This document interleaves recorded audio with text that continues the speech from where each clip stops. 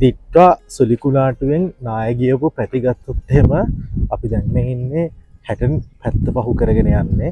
තාමත් සෑහෙන ප්‍රදේශයක් මේ නාය ගිහිල්ලා ඒවා තාමත් පිළිසකර කරනවා. හිතන්නකෝ දැන් නොවැම්බර් 30 වෙනිදා දෙසැම්බර් 1 වෙනිදා වගේ වෙච්ච හානිය තාමත්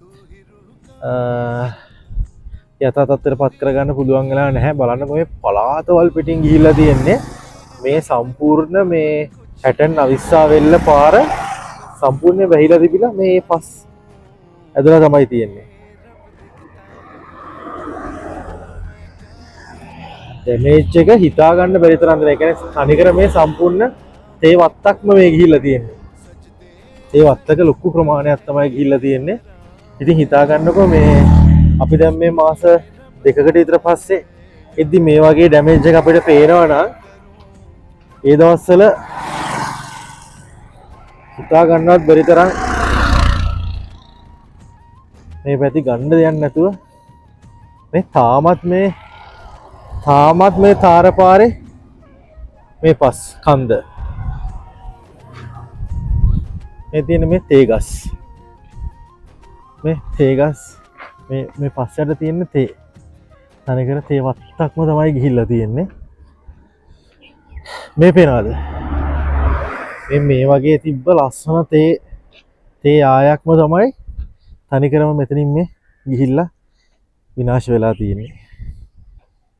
මේ සම්පූර්ණ පාර වැහිලා තිබිලා අර ලයිට් කණු එහෙම අර තාම කැඩිලා ඒවා හදන්න බැරි වෙලා තියෙන මේ ලයිට් වයර් ටෙලිෆෝන් කණු ලයිට් වයර් ඔක්කොම.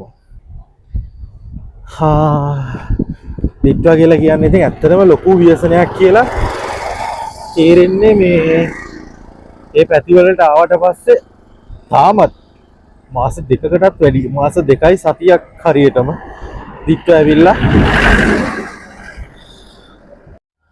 මේ තියෙන්නේ මාර්ගයට පස්කඳු කඩා වැටීමේ අවදානමක් ඇත කියලා වෝනින් බෝට්ස් තාමත් තියෙනවා.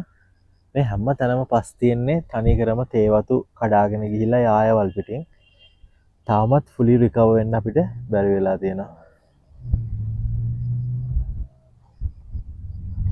ආයෙත් ඉතින් මේ වගේ ව්‍යසනයක් අවුරුදු ගානකට වෙන්න එපා කියන එක තමයි අපිට ප්‍රාර්ථනා කරන්න තියෙන්නේ.